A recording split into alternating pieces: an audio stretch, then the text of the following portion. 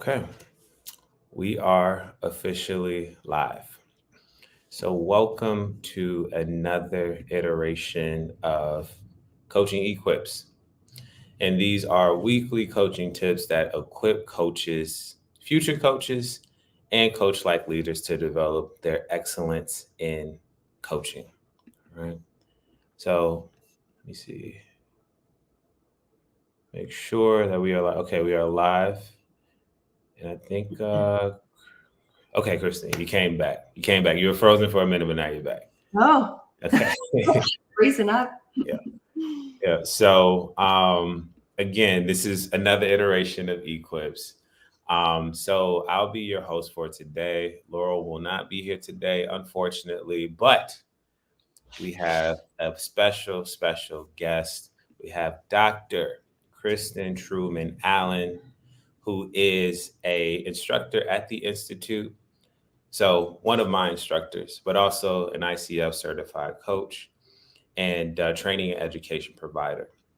And I'm excited to talk to Kristen today because she shares in the same passion that I share in, that Laura shares in, and everybody at the Institute shares in helping to elevate human potential through the art and science of masterful coaching. So, just as a reminder, we host Equips every Tuesday live. So, if you want to receive these in your inbox, you can find the sign up link in our newsletter, and that link, you can find that link in the chat. Today's topic is going to be the considerations for coaching new leaders. But before we get into that, what I would like to do is give Kristen a chance to introduce herself because I don't think I did it justice. And I Mm. want to give you the space, Kristen, to just introduce yourself to the audience. Tell us a little bit about yourself, your work, how you came to coaching. Thank you, Bryant. Mhm.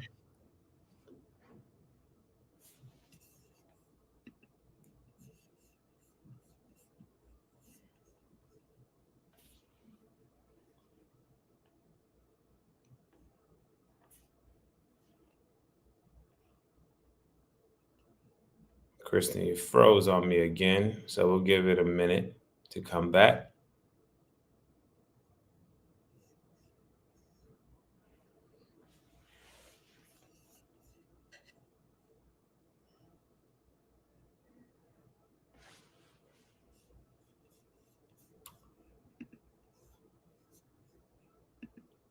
Apologies, everyone.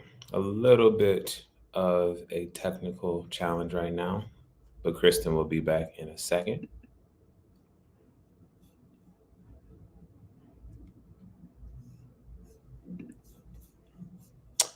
Kristen, you are back. You're Yeah. back. You're back. Okay. We'll try this again. So I was saying that I found coaching as a new leader and was being coached and found that crazy valuable. And so Mhm. I decided to become a coach and a coach like leader. And then over a span of 20 years or so, I have had the opportunity to then coach other new leaders and now have my own coaching business. And I'm the chief experience officer for my business, really helping, focusing on executives and their teams and experiential coaching. Beautiful, beautiful, beautiful. So I see why this conversation is centered around coaches, I mean, leaders today and how to actually cultivate, I guess, coach like leaders, but also help those new leaders really step into that role of leading a line of business and organization and just themselves as well. Because I think that in order to be a true leader, you have to learn how to lead yourself first, right? So I'm glad to be speaking with you today. I know you have a wealth of knowledge and experience on the topic. So again, today we are talking about the three considerations for coaching new leaders. Okay. Now, this is a challenge that most organizations have, and there is a common dilemma that these organizations share. And the dilemma is that you promote someone into a leadership role because they were successful in a previous role, which is possibly a IC or individual contributor role, and then realize they are not doing so well, okay? Floundering at times, right? And this is very common in tech, sales, engineering, science, academia, construction, okay?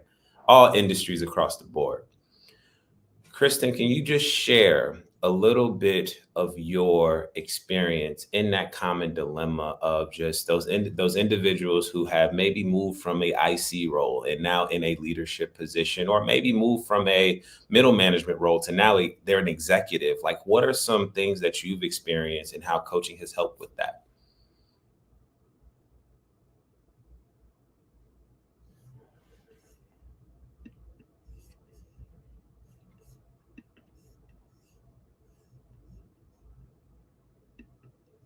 That leadership space, I hear it all the time, whether I'm talking to leaders in oil or the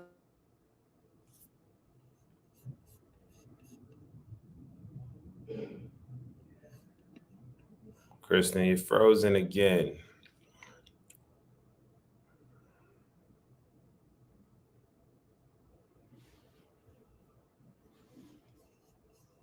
We're going to give it a few more minutes to let Kristen come back, and technology. It happens.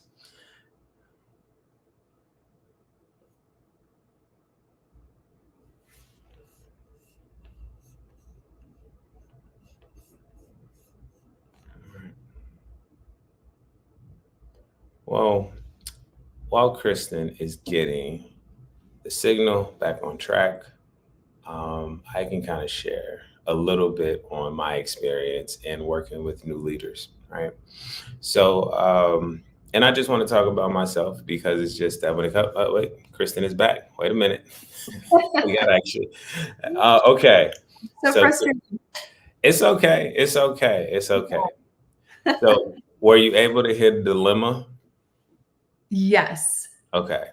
Okay. So I'm not sure what you heard from me. What is striking about this dilemma is that it's not industry specific. Okay. I hear this in healthcare. I hear it with firefighters. I hear it with union leaders, with oil leaders, and everyone has this experience of like, how do we've hired them because they're amazing at what they do, Mm-hmm. but the leadership piece is so different and such a challenge, and it's very, very real. Mm-hmm. And it feels frustrating for the leader who is used to feeling like an expert. And now they're in this novice role and it's uncomfortable, and they're expected to do well. So I think coaching is particularly powerful in that it helps with that personalized relationship to help bridge that gap Mm-hmm. of being one way and then extending trust and leading in a different kind of way. So understanding Mm-hmm. themselves Gotcha. not as a technician, but as a human who's influencing other people. Okay. Okay. I like that, and I want to speak to it as well because I think that I use kind of a framework when I'm working with leaders, or especially with new leaders, and that is culture, compassion, and connection. So those are the three C's that I use in order to help me bring along new leaders or people that are already working as leaders. Okay. So with this framework, what happens is that compassion, I think that as you move into a leadership role, or what I've observed as you move into a leadership role, I know Kristen has frozen. She will be back. But as you move into a leadership role, what happens is that you're dealing more with people, which means that you have to exercise a different type of compassion, okay, versus being a technician, which is very focused on a skill or a role. And that compassion is just understanding that people have different points of view. So it's all about how did you come to that common ground, okay? Like I was working as an executive coach with a nonprofit, and there was some friction between just two leaders, two executives within the organization. And with that friction just came a loss in communication as far as like what were the goals or what was the long-term vision of the organization. So what I was able to work on with both of these individuals was understanding what that having compassion with each other, right? And I did this in a one-to-one setting and was eventually able to bring it together. And then from there, what I was able to do is talk about culture. So understanding what culture looks like for their teams, right? Or how would they describe the culture for their teams? Because the culture is going to determine what that communication, that compassion, that connection looks like for these different for these individuals that actually get anything done. Hey, Kristen, I know you're back. And then from there, we have connection. So with connection, what happens is that once we're able to understand how we can be more compassionate towards each other as leaders in communication style or our direct reports, then we're able to actually establish a culture around just how do we move forward together. And then from there, we're able to connect and really just have a shared vision on what the future looks like for us. And Kristen, if you didn't hear me, I was just talking about how I use kind of like the 3 C's, similar to what you described, as far as like understanding when you go into a leadership role, you're dealing a lot more with people. It's not even about the work anymore. Like you spoke about the technician and just like being really good at a skill, but it's not about that. The skill is now people, right? How do you deal with people? How do you work with people? And I was just describing the 3 C's that I use, which is culture, compassion, and connection in order to do that. So, yeah, that is me on that part. Um, so now that we've been able to speak about that a bit more, what I would like to talk about with you, Kristen, and let me know if you can hear me, please, or what we can just explore next as a group, who's ever on the live, is just talk about the common solutions. So companies often default to sending new leaders for more training. Okay. While this is good, what happens is it doesn't quite do the trick.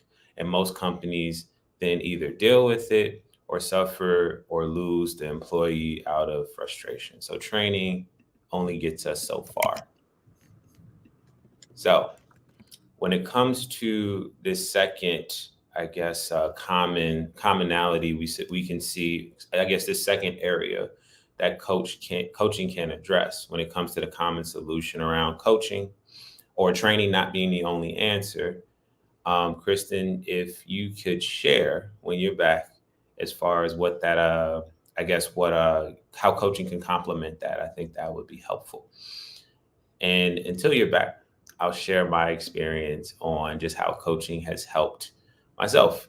I would say that coming from my background, and Kristen, I'm just going to talk about that. The common solution that training is solving all of our problems, right?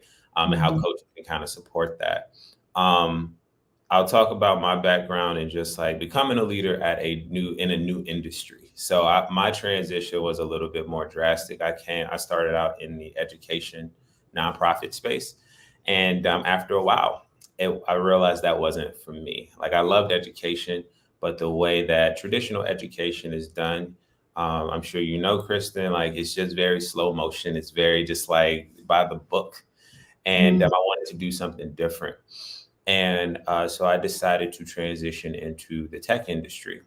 And with the tech industry, what I realized was that there were just a lot of, like, it was such a different environment because instead of waiting, I had to understand the pace of that environment.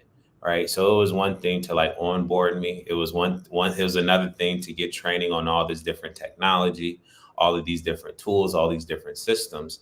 But I'm coming from such a different space. And in order for me to thrive or become a leader at the organization, just training me or onboarding me to all these different tools wasn't going to be enough. So thankfully, I was on a team full of coaches because I was working as a coach in my first role. So along with that culture shock of just how fast the tech moves, but also just the innovation that's allowed in the role, I had support, ongoing support, because I was on a team full of coaches. So with that training, I was also able to work with all these different individuals who have been in the tech industry, but also coaches in supporting me in that process. So it just wasn't my manager. It was a ecosystem that I could go to, like somebody specialized in a tool they coached me on the tool. They would say like, okay, like what are the problems? How would you like to establish this meeting? What are you looking to do with this tool? It was very self-driven as far as like, this is, I can teach you how to use this, but what are you using it for? What are you trying to better understand? So that was my one-on-one support in helping me transition from a little bit of a slower pace industry and learning a completely new industry, and saying that training is not enough. In traditional education, training might be seen as like the first option. We need more training. But coming into a new industry that was very fast paced, onboarding wasn't enough, training wasn't enough. But because I had a support system and a team full of coaches that supported me, that I can go to one on one to ask for that support, that help, I think that actually expedited. Like within a year, I was pretty comfortable within my role as far as what was expected of me, how to use these different tools, these different systems. Where with just training, it probably would have took me at least 2 years to really just like 2 or 3 years to actually like get a full grasp as far as what I was doing. So that's how it's shown up for me personally. What about you, Kristen? Well, can I add what I'm noticing No. about your experience is that the coach has a different role than the manager. Mm-hmm. Right. And so how that works is that the coach is giving opportunity to hear what's getting in the way of you as a human being and Mm-hmm. help you work through some of those things without the attachment of your performance. Yeah. So you have the opportunity to explore what's really getting in the way and work from the inside out to make that difference. Yeah. I agree with it, because my manager versus the other coaches, my manager was very just like, I guess, how can we solve this? Like, what support do you need? But just function as a manager. She knew that I had additional layers of support when it came to coaching, so that I guess that's self-generating. Like she was like, you need to go talk to so and so about this thing, but make sure you show up with like clear, this is what you need to get from this person, and they'll be better able to guide you.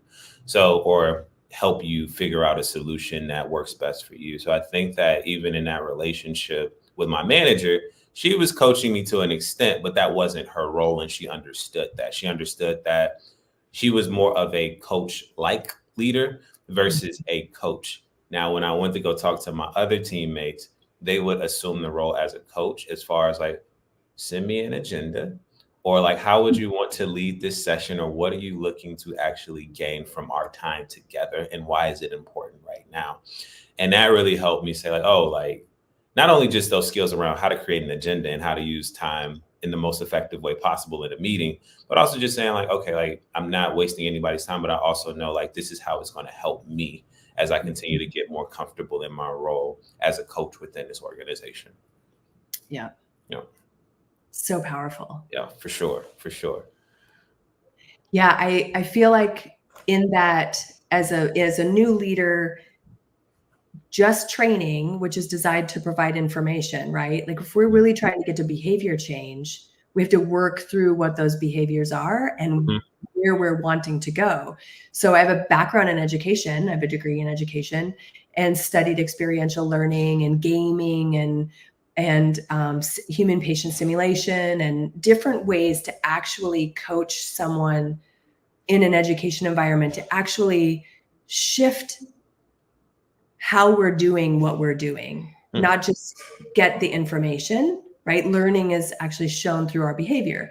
So I appreciate how coaching can help with that too, because you gathered information and now you're actually using it. And the coach is saying, okay, how can you bring what you learned in the classroom? How does that concept apply here? And how do you personally, individually, Bryant style, want to use that information and have it show up for you? So the Mhm. coach can see that in a more objective way, different than the kind of meeting the objectives of what happens in regular training. Mm. Yes. And I guess a question that came to mind, that somebody that might have a new leader, they might has a new leader within the organization. What if somebody comes to you and say that, well, what if they don't know their own style already? How is this going to help them? What would you say to that? Well, they probably don't know their own style, right? Because they've been learning the things that they do want to do and don't want to do from other leaders that have come before them.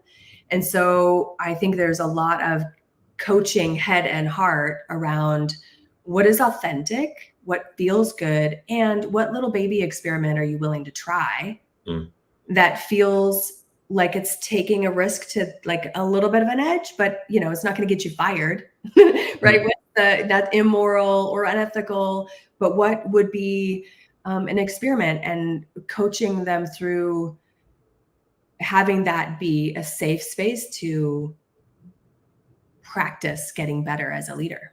Yeah, it sounds like giving grace to them for when they do mess up, knowing that they're going to mess up, but creating that container to say like it's okay to make mistakes because I want to see you thrive as a leader. So it's like, yeah, just trial and error for the most part in order to actually develop your leadership style is what I'm hearing. Sure, and understanding what the culture already says, right? So I feel like coaching can help the client, the new leader, help lead up and out in the rest of the culture, especially if it's not a culture that fits for them right away. Okay. Yeah, I agree. Yeah. Something that came, you're lighting up something. yeah, something came up for me because I use that 3 C's in order to kind of like have, I guess, trying to make sure that leaders are able to kind of cultivate those relationships, like that compassion, that culture, that connection. So I guess if you're in an organization that runs to training as a way to just fix everything, right? How do you establish, I guess, this new culture of let me coach, let me figure out how to, I guess, bring coaching into the organization a little bit more effectively without actually calling it coaching, because I think that when people hear coaching, I don't know if it's understood what that actually means or what that looks like. But let's say, like, I have a group, I have a cohort. I'm just painting a picture. I'm talking. So let's say I have a cohort of new managers coming in. Okay. And we're at an organization where it's just like, yeah, we're going to put you through this 6-week training program on how to become a new manager. We talk about building empathy for your direct reports, how to manage projects, how to manage stakeholders, blah, blah, blah. Right. But training is all this organization runs to. There is no culture around coaching. So how would you approach, let's say you are that manager that, I have a coaching culture already on my team. So how would you instill that into that new leader that you might be managing, right? How might you be the one to say that, hey, right, I know that we run to training, but I'm a coach like leader. So how would you kind of guide that new leader in adjusting to what a culture of coaching actually is? If I understand your question, you're asking, how am I going to lead my leader in a coach way? Yep. Yeah. So I think I would use coach-like questions to help to collaborate in how we're making decisions together. Okay. So if I'm asking the leader to consider a shared decision-making model, or if I'm asking the leader, I would probably want to, like, if the leader had a directive, I would ask coach-like questions in an open-ended style to see if I can get the leader to be clear about what the directive is and why, and how it can be more inclusive for the whole culture. Gotcha. Okay, cool. That makes sense. And I'm just curious about that because it's just, I think usually what I've observed with coaching is like people are still running to training. And if you just have a culture of training, it's like, all right, where is the space, or how do as a leader, I believe in the culture of, in the impact that coaching can have on my team, my direct reports. So how do you kind of fight through that as a leader in coaching a new leader? Like, how, like, this may be how it's done over here, but I believe in this style. because I think it's just not enough information, and coaching is a growing industry. So I think sometimes like it's like, yeah, we're just going to lean on these trainings, these self-guided things, and you figure it out from there. Mhm. So that's why I asked that question. Yeah. I think it's harder to actually get support for coaching, right? Hmm. So if I'm a new leader and I want to coach and I'm in an organization where that's not automatically built into the process, then having those dialogues around what's the value coaching can bring, what is that, what would that do for you? What does it do for the organization? If, especially if I'm asking for the organization to pay for a coach, Hmm. or to design a coaching program inside the organization, which is doable, right? And so Yeah. then you have more of an infrastructure, and build that coaching alliance. And if you've got a leader who's not doesn't have a coach approach, Hmm. that's really what you need and what you're looking for, then finding other people in the organization who have the style that is modeled and having a mentor relationship with them Beautiful, also. beautiful, beautiful, beautiful. Thank you for that. Thank you. You're welcome. Okay. So, um, I have some research, I have some numbers for you because we want to make sure that we are coming from a data driven approach. Because I think that, again, there is a lack of information around coaching. Still, second, I think, second largest growing industry. But I want you to consider this. Okay. So, 31 managers underwent a conventional managerial training program. And this kind of gets at that last question as well that I asked you. This program was followed by 8 weeks of one-to-one executive coaching training, which included goal setting, right? So the training included goal setting, collaborative problem solving, feedback, supervisory involvement, and there were evaluation results at the end of the program. And there was also training around public presentations, right? And because of this, productivity increased by 22.4%. So, with that, training and coaching increased productivity by 88%. So, just the training alone increased productivity by 22.4%, but training and coaching increased productivity by 88%. Right. Mm. So, to those numbers, I just want to hear your insights or even experience around how you've seen this or how you observed this or just how it's come up in your own practice. Hmm. I'm thinking of the why. And because there's an accountability that's built in when you have a coach, right? And Mhm. so you're doing the things that you said that you were going to do, as opposed to this training, which was so rich, but sometimes it still gets put on a shelf until you think to use it, but we get busy and forget to apply the things that we've learned.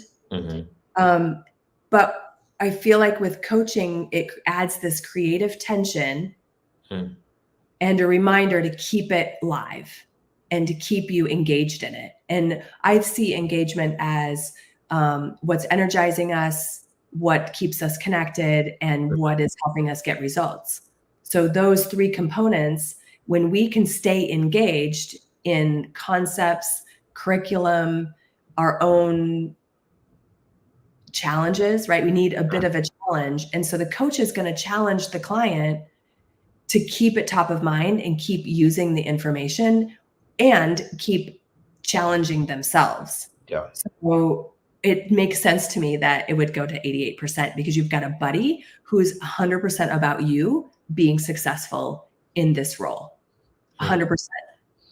Okay. What came up for me when you were talking through that was it was accountability. That was the first thing that came up, but like you said, the ongoing support there. So as far as you have an individual that's there, you have an individual that's there supporting you, but you also have that curriculum, and then from there, you all are able to, I guess, you build a relationship of that this person is there to you have an individual there to just continuously support you in getting better at those areas that you were trained in. So I've seen this for myself and working with organizations as far as just meeting with a coach one to two times a month. like in your job does wonders for your organization, because I think that you just know that, all right, I went through this training, but now it's like most of that information is gone probably within the first 48 hours, right? But I know that at the end of the month or at some point in the month that I have to meet with this coach and we're going to go through these concepts again. We're able to review the curriculum together, but we're also possibly able to practice this or seeing how it's coming up for me in the work and how I can actively apply it, right? And I think that's the beauty of having that coach around for 6 months to a year after that training happens, because there's so much follow up. There's so much, I guess, more retention of that information and just confidence with the organization overall to know that there is a internal or external party to where I can also voice like, here's what I'm nervous about in implementing this new framework, but also here are my successes in doing it. Or I've been thinking about doing this, but I'm not sure how to do it. Can we work on that together? Right. So it's like this third party that's there to just be supportive and third party there to just be non-biased, non-judgmental, but also there to make sure that that leader is like, okay, like you're actually doing the thing that you're actually doing the thing that this training is meant for.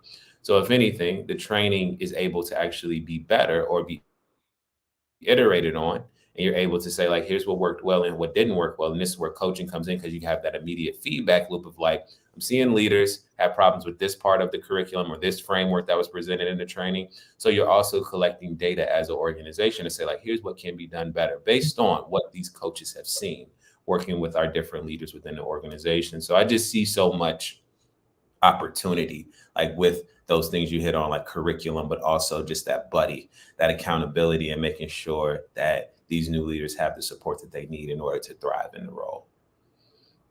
Yeah, you're making me think of, that accountability piece. It's not that coach isn't going to hold them accountable. Like that's not what we're talking about. We're talking about the ownership when you've got a co-created equal that are like 100% on board of creating this thing that you're looking for, with that tension of, I like to use creative tension to describe it, like a rubber band kind of pulling out right there. The action happens when it stays inspired. And I feel like when you have a buddy who's on your side, who understands and is helping you walk through it in a, like you said, non-judgmental way, then there's an enthusiasm to stay engaged in whatever it is they're working on. Agreed. Yeah.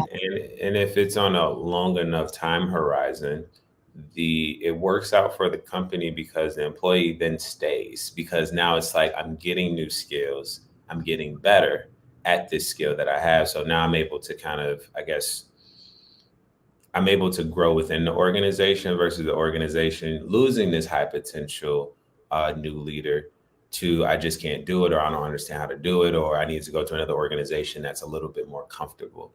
But yeah, I think there's so much opportunity that comes with just having that person there to say like, hey, can we talk about this thing? I'm having challenges with it, or I'm doing really well, but I just want to have a conversation around how I can be better. 100%. Yeah. Getting results. Yeah, for sure. So I guess with that, just something a curious question that I have for you, just around your experience with leaders. How have you, I guess, seen the evolution of leadership as you have like kind of grown your coaching business, worked with different leaders?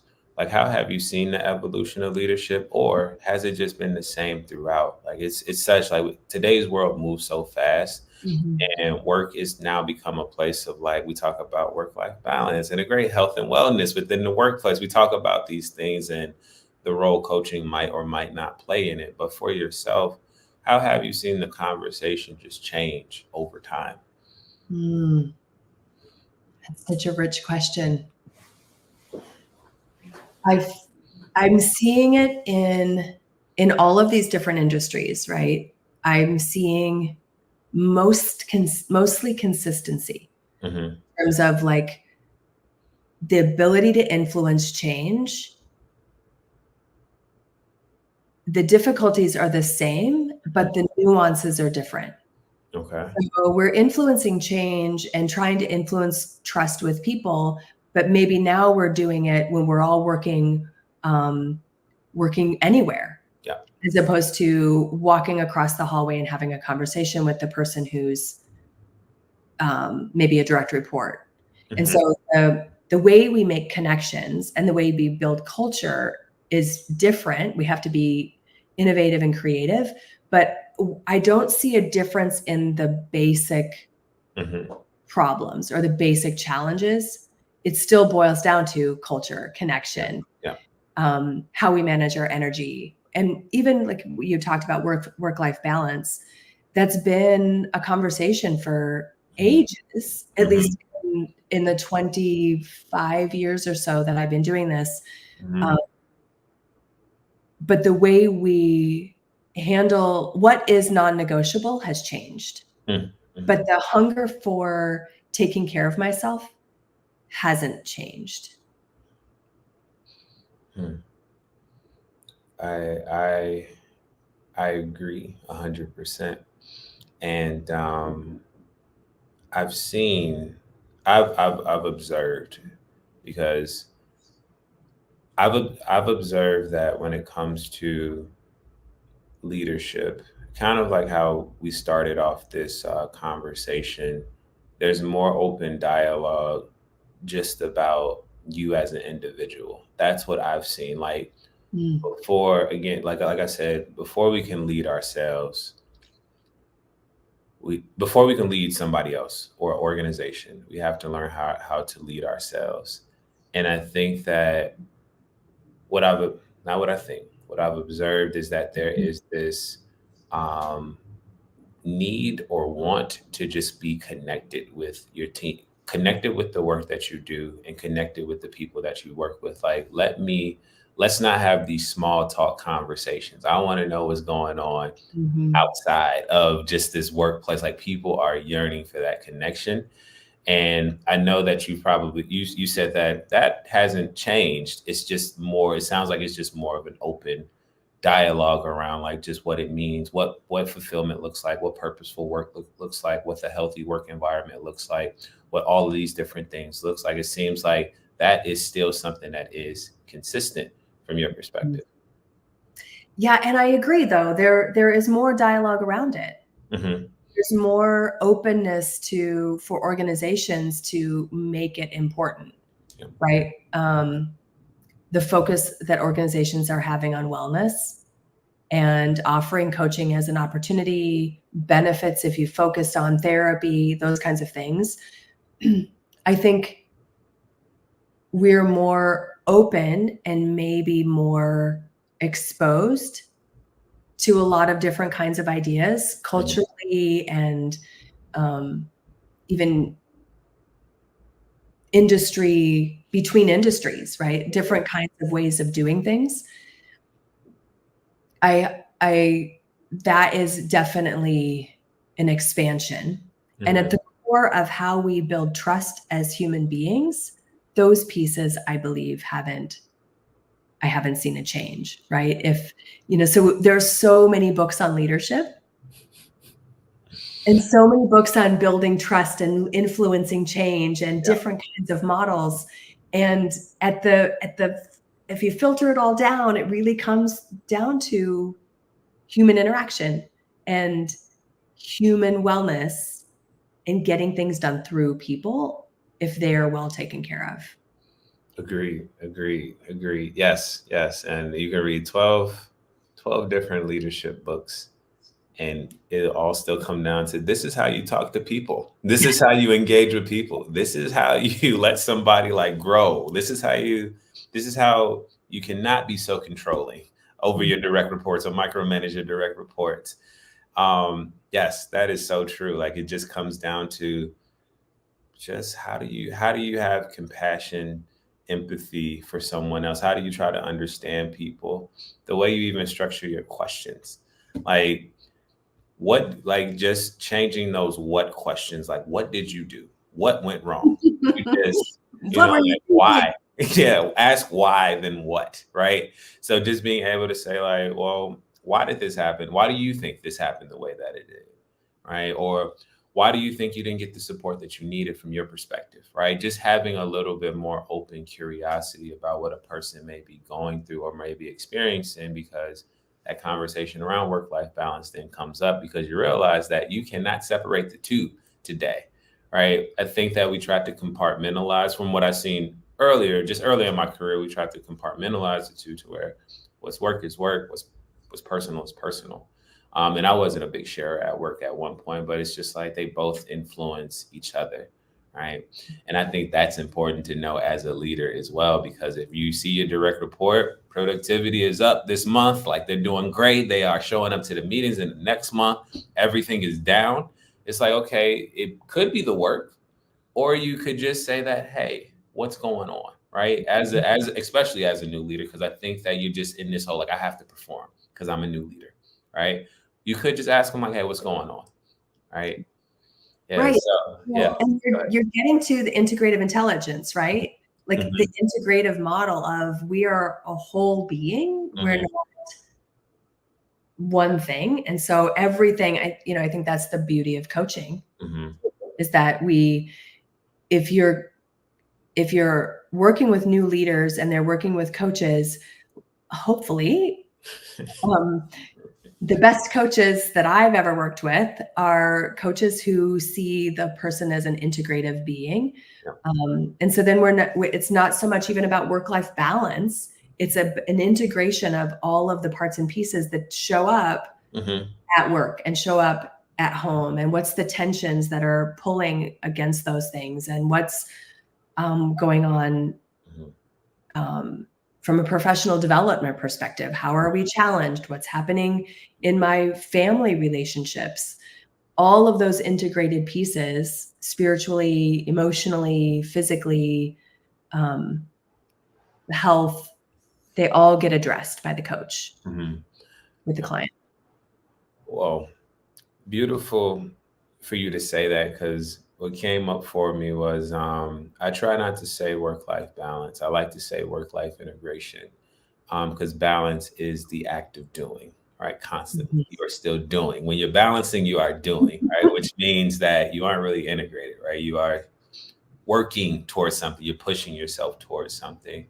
And I've realized the older that I've gotten that, you start off in this way of you try to design your life around you design yourself for the job that you want, or you feel like you have to put everything into this job, like your whole life has to be like the foundation of this, or who I am, my identity is closely tied to the work that I do.